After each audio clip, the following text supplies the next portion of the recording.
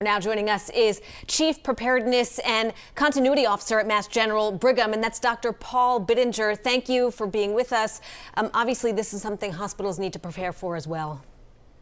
Yeah, thank you so much. I would echo the sentiments of Commissioner Evans about what a tragedy this is and about how much experience we have preparing for these kinds of events on the medical side, just like on law enforcement.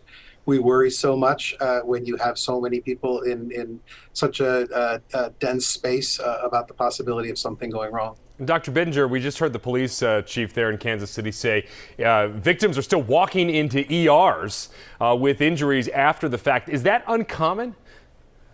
It's not uncommon at all. There is an epidemiology. There's a sort of a science about how victims present in these kinds of events. And it's really hard for hospitals to accommodate.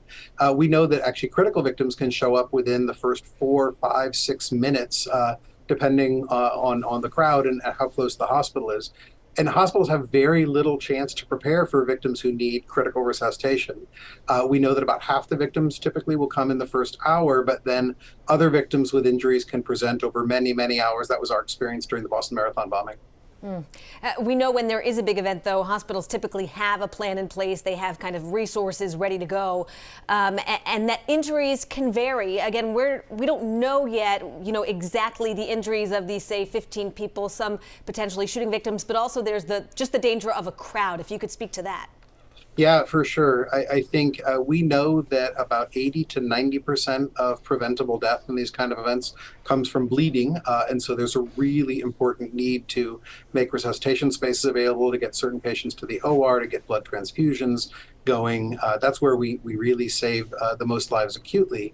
But in a crowded situation, as you already were talking about, crush injuries, crowds pushing against one another are a very real challenge. And we've seen, hopefully not in this event, but in other events, people getting trampled, people getting pushed up against walls or buildings.